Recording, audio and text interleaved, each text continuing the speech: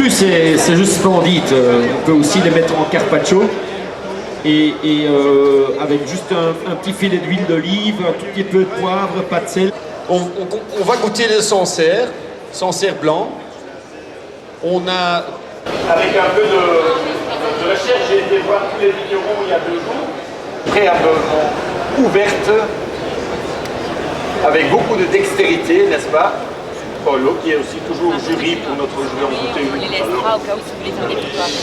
Qui est toujours jury pour le fameux concours de Best Oyster Master en Belgique. Bien sûr. Alors, au niveau des surfaces en développement durable, 56% des surfaces sont engagées pour une certification environnementale, 33% des domaines sont certifiés HVE. Donc vous allez me dire, Andy, c'est pas juste parce que quand on compte tous les pourcentages ensemble, on est à 130. Mais c'est vrai, vous allez faire la remarque. Mais en fait, il y a plusieurs terroirs et plusieurs superficies qui sont certifiées dans les deux. Aussi bien HVE que en bio ou en biodynamie. Et c'est pour ça que les pourcentages sont doublement comptés. Voilà. Oui, merci. Vous guidez à travers cette dégustation. Donc pour moi, ce vin a une couleur jaune claire, très limpide et brillant. Un nez délicat et jeune sur l'expression florale, petite fleur de printemps.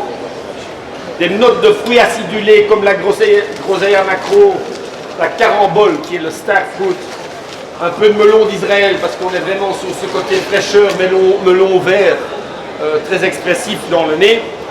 Une bouche avec une attaque très vive et pleine de fraîcheur. Nous sommes sur une acidité plutôt pointue, teneur d'alcool modérisé. Et alors, absence de bois total, donc on est vraiment sur un vin sans bois. À bois sur les arômes primaires, sur le côté salin, avec une belle assiette d'huîtres. Je crois qu'avec l'huître que vous avez reçue, l'huître de Bretagne, c'était un très chouette mariage pour démarrer cette dégustation. Je ne sais pas ce que vous en pensez, monsieur, vous êtes satisfait? Oui, monsieur est satisfait, monsieur aussi, tout va bien. Jusqu'à présent, tout va bien. Très délicat, comme je vous avais déjà dit, faible en alcool, on sent rétronasal, donc quand vous avez bu le vin et que vous allez souffler par votre 13, 13,5, 14, ici c'est l'inverse. Ici, on a un vin qui, on ressent que l'alcool est assez faible, mais justement, ça peut donner le côté un peu vin d'approche, vin d'apéritif, etc. Donc là, on est sur une acidité assez pointue sur la fraîcheur. J'avais un peu d'arôme de rhubarbe et de groseille blanche.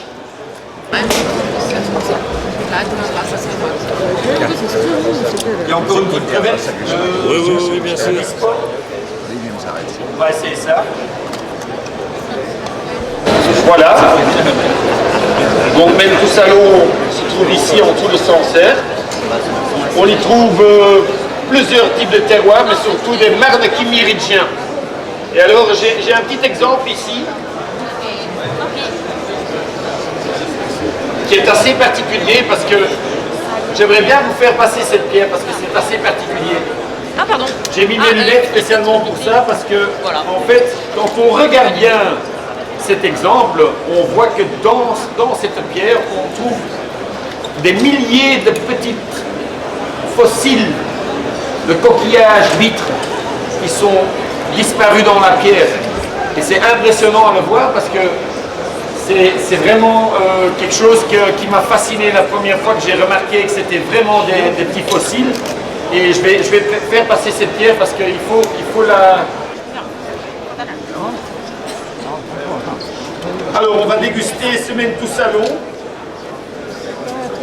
qui est issu d'un terroir agile de la parcelle. On va le déguster sur une vitre. Et je vais peut-être demander le micro. Oui. Voilà. On va demander...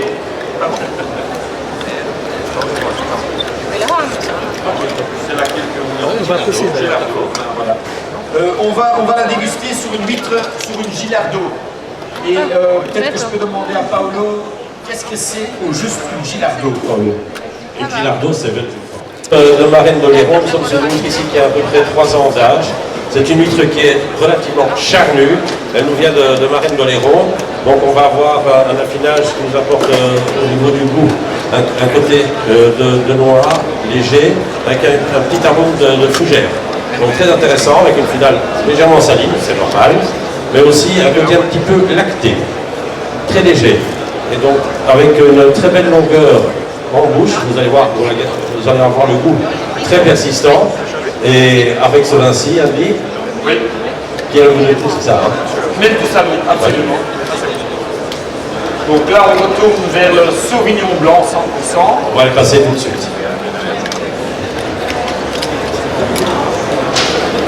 Merci beaucoup à tous ceux qui ont soigné tout ça. Merci. En tout cas, pour le Ah merde, j'en avais pour ce repéré qui une grosse, je suis concerne pour la le prendre. salon, moi j'avais une couleur jaune citron clair, peu d'intensité, mais un éclat brillant. Alors, qu'est-ce qu'on va déguster avec ça? Alors on va déguster des moules micro. Je peux demander le micro? Alors, on va déguster ça avec... Alors nous pouvons déguster avec cela une moule dite d'Espagne. C'est une moule qui est marquée. Je ne sais pas si vous avez déjà eu l'occasion de manger des moules crues. C'est l'occasion. Ça va rehausser le vin. Vous avez une structure en bouche qui est très intéressante. Il faut bien la mâcher. Vous allez voir, c'est pas mal, c'est pas mal. Vous allez aussi pouvoir goûter le clams. Le clams, qui est un coquillage, qui est le coffre-fort des mers. On en fait des chaudrées en cuisine et tout le monde peut le manger cru aussi. C'est un coquillage qui est très fin en bouche, très peu de salinité. Sous la dent, c'est relativement croquant, on va dire ça comme cela. Et très bon, à goûter aussi. Voilà. Pardon. Alors, nous sommes ici à Reuilly, et Reuilly se trouve donc à l'ouest de la Loire, donc sur le Cher, donc des sables, des silex et des argilo-calcaires. Donc 3 types de terroirs, mais on est surtout sur aussi 3 types de cépages. Donc il y a du Sauvignon blanc, il y a du Pinot noir, mais il y a aussi du Pinot gris. On fabrique aussi des rosés avec le Pinot gris à Reuilly, donc parce qu'il y a une petite macération qui se fait sur le gris. Et ici nous avons un blanc, mais que vous voyez quand même déjà à la couleur, qu'il est un tout petit peu plus cuivré selon les autres vins qu'on a déjà dégustés. Quand vous regardez cette couleur, vous voyez déjà une intensité un tout petit peu différente. Donc pour moi, il y a une couleur légèrement cuivrée, un reflet brillant et limpide, un nez reconnaissable sur le cépage Pinot gris, expression de fruits du verger mûrs comme la pomme à cuisson et la poire de Doyelé. On est sur un nez franc et net, mais assez discret, une bouche à maturité, absence de bois totale, sur une acidité un peu pointue, une persistance du fruit du verger, une complexité tutti frutti, encore jeune, et mérite un peu de bouteille, parce que c'est vrai que là on est sur des vins très très jeunes. J'insiste là-dessus, on oublie de vieillir nos blancs. Et ici, bien sûr, sur une dégustation, c'est normal qu'on a des échantillons jeunes, mais chez vous à la maison, n'hésitez pas de laisser vos blancs 3-4 ans dans vos caves pour s'améliorer un petit peu, ils vont gagner en complexité et surtout sur des appellations comme on vient de déguster ici et qu'on va déguster par après. Là, il va falloir travailler un peu. Hein. N'oubliez pas de les vieillir un petit peu. Ah, il y a une petite Alors cuillère. là, sur ce Pinot gris, on est sur un terroir de sable et de climérigien. Attendez, on va prendre la moule. Et nous allons déguster ça avec les fameuses moules. Alors, honnêtement, bon, je suis moitié français seulement, je suis aussi un petit peu belge. Et en Belgique, on mange souvent des moules parquées. C'est quelque chose de classique sur les foires, etc. Quand on va à la foire de Bruxelles, il y a plein de petits échoppes où on goûte les moules parquées, voilà, comme ceci, les moules crues, et on goûte ça avec une sauce marolienne. Après ça, nous avons encore 2 vins, donc restez avec nous, messieurs, dames. Vous n'allez pas me quitter. Plus maintenant, restez avec nous. Voilà, on a l'huître plate qui arrive.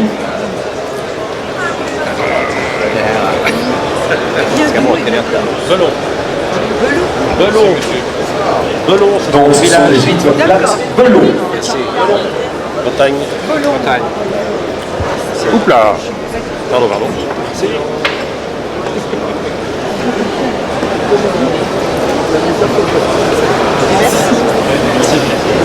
On s'en sert une partie sur des terroirs silex. Alors ici, nous sommes sur un terroir silex, sur le pour voir la couleur est intense, un petit peu or jaune, avec un bel éclat et limpide. C'est un vin qui a vraiment une expression de terroir. Donc on a ce côté un peu pierre à fusil, on a ce côté silex Oui. déjà dans le nez. Alors, t'en as eu?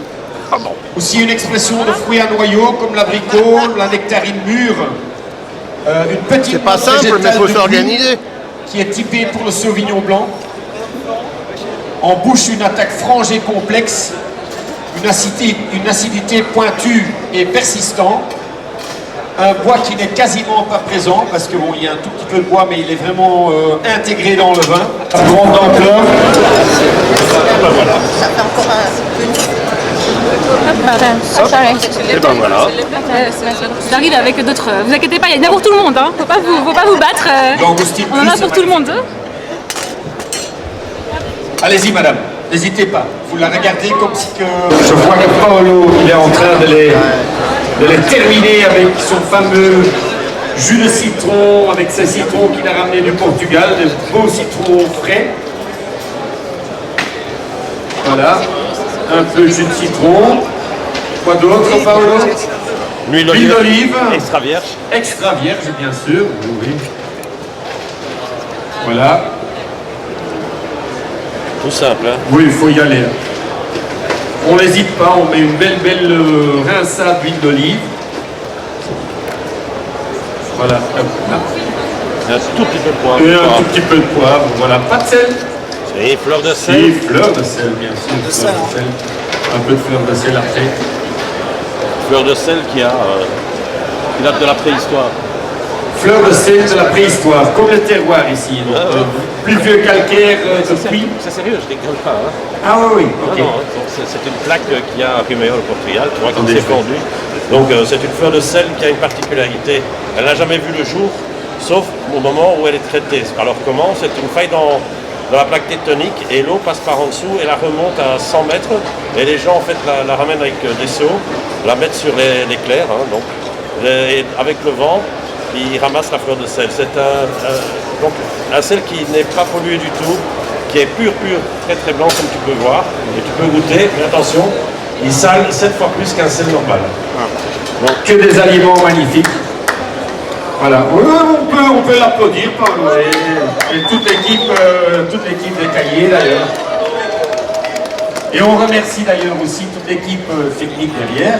Et bien évidemment, tous ceux qui nous ont donné la possibilité de venir ici, c'est-à-dire toute l'équipe de Centre-Loire, qui donne l'occasion de venir goûter tous ces bons aliments avec ces vins. Alors, est-ce que tout le monde a été servi du dernier vin? Plus ou moins, tout le monde l'a dans son verre. Voilà, on va déguster ce dernier vin. Volontiers, très aimable. Et on va en parler. C'est vrai que c'est un 2023 et qu'un peu de bouteille lui aurait fait du bien. N'aurait pas fait de tort en tout cas. Une bonne acidité pointue qui révèle la fraîcheur, une longue persistance en cascade, comme ça on a chaque fois des cascades de déclinaison d'arômes et de saveurs. Et on est sur un stade d'arôme fermentaire. Voilà, on va marier ce vin-là avec la coquille Saint-Jacques, on va l'essayer.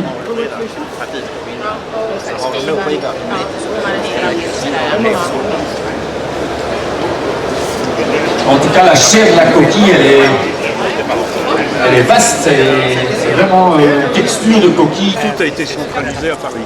Donc depuis, je n'y vais plus. Waouh, c'est bien. Vous avez vu les Saint-Jacques? Super. Non. Déjà Non. Non, pas encore passé. Coquille avec le puits fumé, je trouve que ça se marie très bien.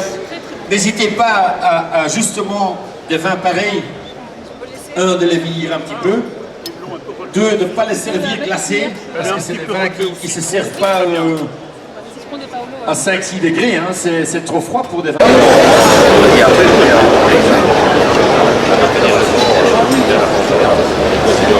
Je pense qu'on est petit à petit arrivé à la fin de notre exposé. Alors, je ne sais pas, Paolo, comment ça fonctionne? Les gens peuvent repasser, ils peuvent... Oui, tout à fait. Maintenant, on va commencer à continuer à ouvrir et les gens peuvent se servir ici au bord des cahiers, pas de souci. Voilà. Fais-toi à la minute.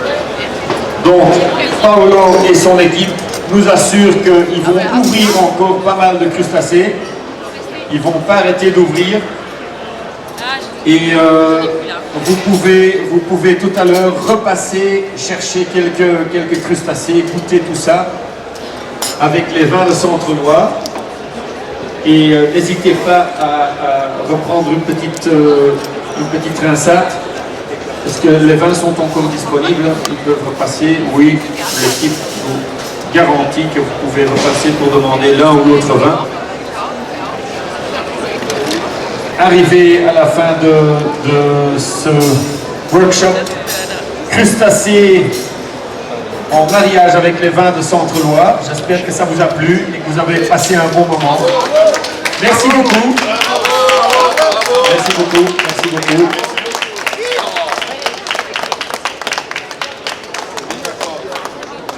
Et je vous souhaite encore une excellente journée.